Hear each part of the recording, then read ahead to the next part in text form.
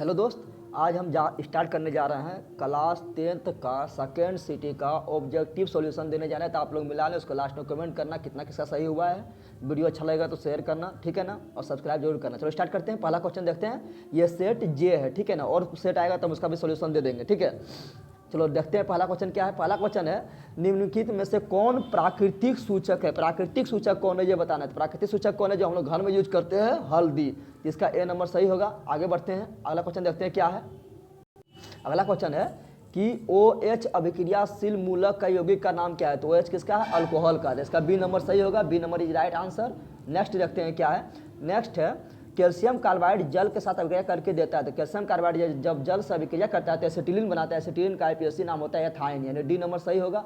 आगे बढ़ते हैं, अगला क्वेश्चन देखते हैं क्या होगा। अगला है मेरा, ओजोन के एक अणु में ऑक्सीजन परमाणु की कितना संख्या। तो ओजोन के एक अणु का सूत्र होता है O3। तो कितना होगा, 3 होगा, यानी सी नंबर सही होगा। आगे बढ़ते हैं, अगला क्वेश्चन है मेरा।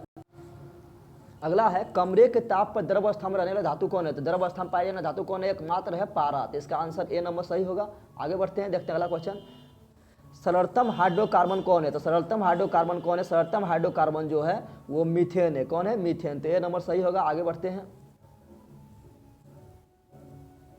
नेक्स्ट है मेरा, क्षारीय ऑक्साइड कौन है। धातु का ऑक्साइड क्षारीय होता है। धातु ऑक्साइड कौन है, ये वाला है सोडियम का ऑक्साइड। ये धातु ऑक्साइड, इसलिए डी नंबर होगा सही, ठीक है ना। आगे बढ़ते हैं।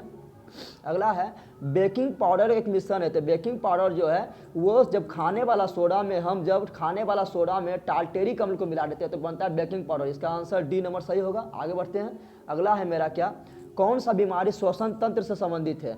तो निमोनिया जो है फेफड़ा को प्रभावित करता है। फेफड़ा श्वसन तंत्र का भाग है, इसलिए बी नंबर सही होगा। B right answer. आगे बढ़ते हैं। अगला है, एंड्रोजन है। तो एंड्रोजन क्या है। तो एंड्रोजन जो है वो है नर हार्मोन। एंड्रोजन नर हार्मोन है और एस्ट्रोजन जो है मादा हार्मोन। तो इसका ए नंबर सही होगा, ठीक है ना। आगे बढ़ते हैं। अगला है, रुधिर चाप को नियंत्रित करता है। रुधिर चाप को कौन नियंत्रित करता है। तो रुधिर चाप को नियंत्रित करता है एड्रिनल ग्रंथि, जो वृक्क के ऊपर पाया जाता है। सी नंबर सही होगा। आगे बढ़ते हैं, अगला क्वेश्चन देखते हैं क्या है मेरा। अगला क्वेश्चन है, एक लिंगी पादप का उदाहरण है। एक लिंगी पादप कौन है, पपीता एक लिंगी पादप है। तरबूज एक लिंगी पादप है। तो इसका ए नंबर सही होगा। आगे बढ़ते हैं, अगला क्वेश्चन है, निम्न में से कौन सा मादा जनन तंत्र का भाग नहीं है, बताना है। तो अंडाशय मादा जनन का भाग है, गर्भाशय भी है, डिम्बवाहिनी भी है, शुक्रवाहिका नहीं है, पुरुष जनन भाग है। तो सी नंबर सही होगा। आगे बढ़ते हैं। अगला क्वेश्चन है मेरा, द्विविखंडन होता है। तो पैरामीशियम में, अमीबा में या डेस्मीनिया में। तो सभी में होता है द्विविखंडन, इनमें से सभी होगा, ठीक है ना। आगे बढ़ते हैं। अगला क्वेश्चन है, टेस्टोस्टेरोन स्रावित होता है। टेस्टोस्टेरोन जो निकलता है वो निकलता है वृषण से। किससे निकलता है, वृषण से। ये पुरुष हार्मोन है। आगे बढ़ते हैं। अगला है, मानव मस्तिष्क का औसत भार कितना होता है। तो मानव मस्तिष्क का जो औसत भार होता है वो होता है 1400 ग्राम, यानी 1.4 kg, यानी सी नंबर सही होगा। आगे बढ़ते हैं। नेक्स्ट है, इलेक्ट्रॉन पर आवेश होता है। तो इलेक्ट्रॉन पर आवेश जो होता है वो माइनस में होता है। तो माइनस में और 10⁻⁻19 कूलम, यानी सी नंबर सही होगा। तो इसका सी नंबर सही होगा। आगे बढ़ते हैं। अगला है, खिलौने में किस सेल का उपयोग होता है। तो खिलौना में जो होता है वो होता है सूखा सेल। तो ए नंबर सही होगा। आगे बढ़ते हैं।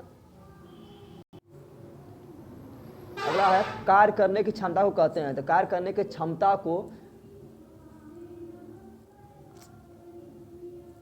क्षमता को ऊर्जा कहते हैं। क्या कहते हैं, कार्य करने की क्षमता को ऊर्जा कहते हैं और कार्य करने की दर को शक्ति कहते हैं। तो इसका आंसर सी होगा। क्षमता पूछ रहा है तो ऊर्जा होगा। आगे बढ़ते हैं। अगला क्वेश्चन है, निम्न में से कौन विस्थापन अभिक्रिया है। तो विस्थापन अभिक्रिया कौन है ये बताना है। तो ये तो विखंडन अभिक्रिया है, ठीक है ना, अपघटन अभिक्रिया है, यह संयोजन अभिक्रिया है, यह है विस्थापन अभिक्रिया। सी नंबर क्या है, विस्थापन अभिक्रिया, और यह है उदासीनीकरण अभिक्रिया। तो सी नंबर सही होगा। आगे बढ़ते हैं। अगला है, सिल्वर क्लोराइड का रंग होता है। तो सिल्वर क्लोराइड का जो रंग होता है वो हल्का पीला होता है, ठीक है ना। तो बी नंबर सही होगा। आगे बढ़ते हैं। अगला है मेरा, निम्नलिखित में कौन लवण है। लवण है बताना है। तो नमक क्या है, लवण है। तो बी नंबर सही होगा, NaCl। आगे बढ़ते हैं। तुतिया का अनुसूत्र क्या होता है। तो तुतिया का जो अनुसूत्र होता है वो होता है CuSO4 × 5H2O। ए नंबर सही होगा। आगे बढ़ते हैं। अगला है मेरा, गंधक का परमाणु संख्या कितना होता है। गंधक यानी सल्फर का होता है 16। तो सी नंबर सही होगा। आगे बढ़ते हैं। अगला है, एक घोल नीले लिटमस पत्र को लाल करता है। तो ओ नीला अम्ल नीला लिटमस पत्र को लाल करता है, तो अम्ल होगा तो pH 7 से कम होगा, 7 होगा तो यानी 2 होगा, 7 से कम होगा यानी ए।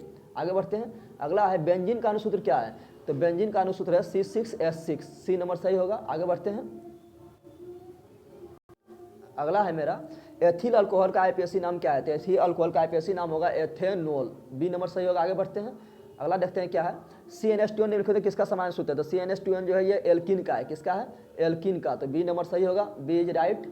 आगे बढ़ते हैं, अगला क्वेश्चन देखते हैं क्या है, अगला क्वेश्चन है मेरा लोहे का परमाणु संख्या क्या है, तो लोहे का परमाणु संख्या है 26, कितना होता है, लोहे का परमाणु संख्या 26 होता है, ठीक है ना। आगे बढ़ते हैं, नेक्स्ट देखते हैं क्या है, स्टेनलेस स्टील में लोहा एवं कार्बन के अलावे अन्य तत्व रहते हैं, तो निकेल और क्रोमियम रहता है, लोहा कार्बन निकेल क्रोमियम, तो सी सही होगा। आगे बढ़ते हैं, अगला क्वेश्चन देखते हैं क्या है, पीतल है, तो पीतल क्या है, तो पीतल एक मिश्र धातु है जो तांबा और जस्ता का मिश्रण होता है।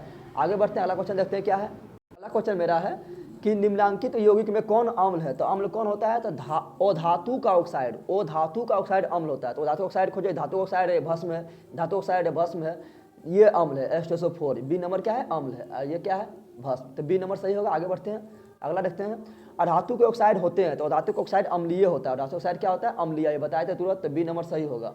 आगे बढ़ते हैं, अगला है निम्नांकित यौगिक में कौन अम्ल है, तो अधातु का ऑक्साइड अम्ल होता है, अधातु ऑक्साइड ये तो हम बता चुके हैं, इसका बी नंबर सही होगा। अगला क्वेश्चन है कार्बन है, कार्बन क्या है, एक अधातु है, तो बी नंबर सही होगा। आगे बढ़ते हैं, निम्न में से कौन सा वो संतृप्त हाइड्रोकार्बन है, वो संतृप्त हाइड्रोकार्बन कौन होगा, जो सूत्र पर बैठेगा CnH2n+2 पर बैठेगा, तो खोजो CnH2n+2 पर कौन बैठ रहा है, तो बैठ रहा है मेरा कौन, तो मेरा बैठ रहा है ए नंबर वाला, तो ए नंबर होगा मीथेन और संतृप्त हाइड्रोकार्बन, ठीक है ना। आगे बढ़ते हैं, ओ ये भी बैठ रहा है, तो ये भी CnH2n+2 पर बैठ रहा है, तो ये भी हो जाएगा, और ये रुक जा थोड़ा यहाँ इस पर, सॉरी, और संतृप्त हाइड्रोकार्बन का मतलब होता है कि जो डबल बॉन्ड हो और ट्रिपल बॉन्ड हो, यानी CnH2n जो पालन करेगा वो भी होगा और संतृप्त, और CnH2n-2 जो पालन करेगा वो भी होगा और संतृप्त, ठीक है ना। तो इसमें से बताना है कौन और संतृप्त है, ठीक है। तो इसमें जो है ये संतृप्त है, ये संतृप्त है, और ये जो है सी नंबर ये एकमात्र है जो असंतृप्त है, तो इसका सी सही होगा, डी नहीं होगा, ठीक है ना। आगे बढ़ते हैं, अगला है एरोमेटिक हाइड्रोकार्बन कौन है, तो एरोमेटिक हाइड्रोकार्बन जो बेंजीन होता है, क्योंकि ये गोल बनता है, ठीक है। आगे बढ़ते हैं, अगला है निम्नांकित में कौन अक्रिय गैस है, तो helium, neon, argon, krypton, xenon, radon अक्रिय गैस, तो इसका बी नंबर होगा हीलियम। आगे बढ़ते हैं, अगला है निम्नांकित में कौन उपधातु है, उपधातु कौन है ये बताना है, तो धातु मेरा कौन कौन होता है, बोरोन, सिलिकॉन, जर्मेनियम, स्टेबेनियम, टाइटेनियम, पोलोनियम, तो यहाँ होगा स्टेबेनियम, सी नंबर सही होगा। आगे बढ़ते हैं, अगला मेरा क्या है, अगला है पौधे में श्वसन होता है, पौधा में श्वसन जो होता है मेन भाग है पत्ती, मेन भाग क्या है पत्ती, लेकिन जड़ से भी होता है, जल में मूल लोम पाया जाता है, तनास भी होता है, तना में वातरंध्र पाया जाता है, तो ए सी बी तीन होते हैं, इसका आंसर डी सही होगा। आगे बढ़ते हैं, अगला है निम्न में से कौन स्वपोषी होता है, हरा पेड़ पौधा स्वपोषी होता है, तो इसमें नंबर होगा ए नंबर, ए। आगे बढ़ते हैं, अगला क्वेश्चन है इलेक्ट्रिक हीटर की कुंडली में बनाने वाला किस पदार्थ का उपयोग होता है, तो नाइक्रोम, क्या होगा यहाँ पर, नाइक्रोम, डी नंबर सही होगा, हीटर में नाइक्रोम होता है।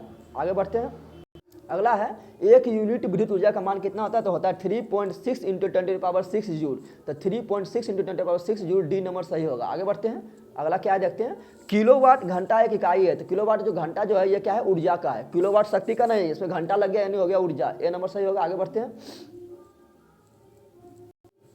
अगला है विद्युत फ्यूज विद्युत धारा के किस सिद्धांत पर काम करता है, तो उष्मीय प्रभाव पर, उष्मा मिलता है गल जाता है, तो उष्मीय प्रभाव पर काम करता है, ए नंबर सही होगा। आगे बढ़ते हैं, वोल्ट मीटर को विद्युत परिपथ में किस क्रम में जाता है, वोल्ट मीटर को विभवांतर नापता है, इसलिए इसको जोड़ते हैं समांतर क्रम में, कैसा जोड़ते हैं, समांतर क्रम में जोड़ते हैं, और एमीटर को सैनिक क्रम में। आगे बढ़ते हैं, अगला देखते हैं क्या है, विद्युत परिपथ में दो बिंदुओं के बीच विभवांतर मापने के लिए प्रयुक्त होता है, तो कौन होता है, वोल्ट मीटर होता है, ठीक है ना, बी नंबर सही होगा। आगे बढ़ते हैं, अगला है जल विद्युत संयंत्र किस ऊर्जा को विद्युत ऊर्जा में बदलता है, तो जल विद्युत संयंत्र जो है जल इकट्ठा रहता है वो गिरता है तो स्थितिज ऊर्जा को विद्युत ऊर्जा में बदलता है, तो इसका डी नंबर सही होगा, ठीक है ना। आगे बढ़ते हैं, अगला है विद्युत बल में कौन सा गैस भरे थे, विद्युत बल में helium, neon, argon, krypton, xenon, radon यानी अक्रिय गैस आता है, क्या आता है, अक्रिय गैस, यानी यहाँ पर होगा आंसर सी इज राइट, यानी सी नंबर सही होगा। आगे बढ़ते हैं, अगला मेरा है अगला है निम्न में से कौन सा पदार्थ लेंस के लिए प्रयुक्त नहीं होता? तो लेंस के लिए पारदर्शी पदार्थ चाहिए, पारदर्शी पदार्थ को ये है, लेकिन पीतल पारदर्शी नहीं होता, यानी सी नंबर सही होगा। ठीक है ना, आगे बढ़ते हैं।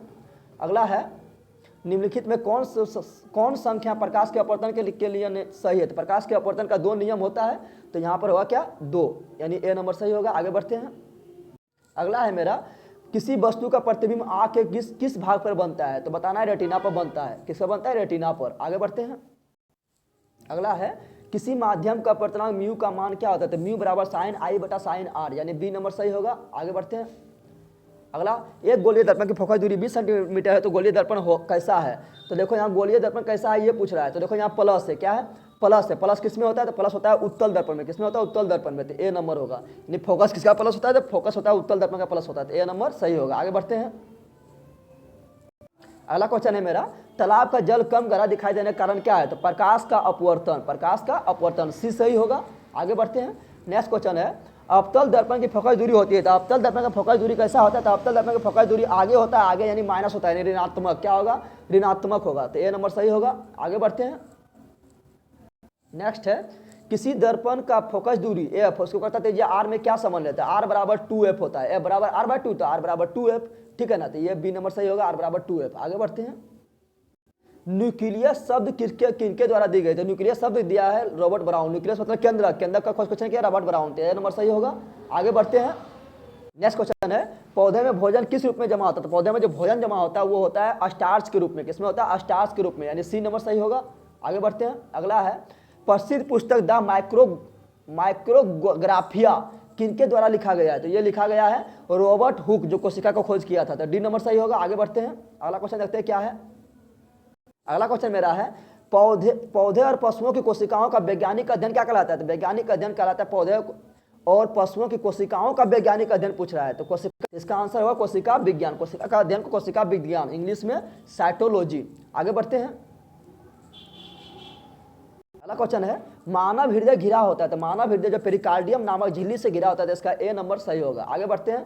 अगला क्वेश्चन देखते हैं क्या है। अगला क्वेश्चन है बीजांड की ओर पराग नलिका की वृद्धि क्या कहलाता है? तो बीजांड की ओर जब पराग नलिका आता है तो उसको बोलते हैं रसायनो अनुवर्तन, यानी केमिस्ट्री से होगा तो केमेट्रोप्रिज्म, तो बी नंबर सही होगा। ठीक है ना, बी सही है। ठीक है, आगे बढ़ते हैं। नेक्स्ट मानव में श्वेत रक्त कोशिका का जीवन अवधि कितना होता है? तो मानव से श्वेत रक्त कोशिका का जीवन अवधि कितना होता है ये बताना है। तो यहाँ देखो, यहाँ ध्यान देने वाला बात यहाँ है कि लगभग जो श्वेत रक्त कोशिका होता है उसका जीवन अवधि लगभग होता है 1 सप्ताह। तो 1 सप्ताह तो यहाँ दिया नहीं है, तो लगभग इसका ही मार दो 12 से 20 दिन, क्योंकि ये देखो ज़्यादा है, ये महीना है, ये महीना है, तो बहुत ज़्यादा है, तो ये नहीं होगा, ये नहीं होगा, तो ये नंबर मारना है। आगे बढ़ते हैं। पीत रस कहाँ से निकलता है? तो पीत रस यकृत से निकलता है। कहाँ से निकलता है? यकृत से निकलता है, यानी जिगर से, यानी रिवर से। आगे बढ़ते हैं। अगला है प्रकाश के अपवर्तन के कितने नियम है? प्रकाश के अपवर्तन कितना नियम है? तो 2 नियम है। कितना नियम है? 2 नियम, बी सही होगा। आगे बढ़ते हैं। अगला है अवतल लेंस का आवर्धन क्या होता है? अवतल लेंस का आवर्धन होता है v/u, m बराबर v/u, तो डी नंबर सही होगा। आगे बढ़ते हैं। अगला क्वेश्चन देखते हैं क्या है मेरा। अगला क्वेश्चन है दर्पण का सूत्र क्या है? दर्पण सूत्र क्या है? तो 1/f बराबर 1/v प्लस 1/u, 1/f बराबर 1/v प्लस 1/u, तो ए नंबर में मिल रहा है 1/f बराबर 1/v प्लस 1/u, यानी ए नंबर सही होगा। आगे बढ़ते हैं। टिंडल प्रभाव प्रदर्शित करता है। टिंडल प्रभाव जो है वो प्रदर्शित करता है प्रकाश का परिकिरण। जब प्रकाश टिंडल प्रभाव यानी दूर से गुजरता है तो वो क्या हो जाता है? वो जो है परिकिरण हो जाता है। क्या होता है? छितरा जाता है, यानी परिकिरण होता है, यानी डी नंबर सही होगा। आगे बढ़ते हैं। नेक्स्ट क्वेश्चन देखते हैं क्या है। कौन सा लेंस हवा में अभिसारी लेंस भी कहलाता है? कौन सा लेंस हवा में अभिसारी लेंस मतलब होता है किरण को एक बिंदु पर मिलाने वाला। तो कौन मिलाता है? तो मिलाता है उत्तल लेंस। कौन मिलाता है? उत्तल लेंस, तो बी नंबर सही होगा। आगे बढ़ते हैं। अगला है उत्तल दर्पण में प्रतिबिंब बनता है, तो उत्तल दर्पण में प्रतिबिंब हमेशा आभासी, सीधा, छोटा और दर्पण के पीछे बनता है, जिसमें होगा आभासी। क्या होगा? आभासी, यानी बी नंबर सही होगा। ठीक है, आगे बढ़ते हैं। अगला है प्रकाशिक माध्यम कितने प्रकार के होते हैं? प्रकाशिक माध्यम 2 प्रकार का होता है। ठीक है, सरल माध्यम, विरल माध्यम। आगे बढ़ते हैं।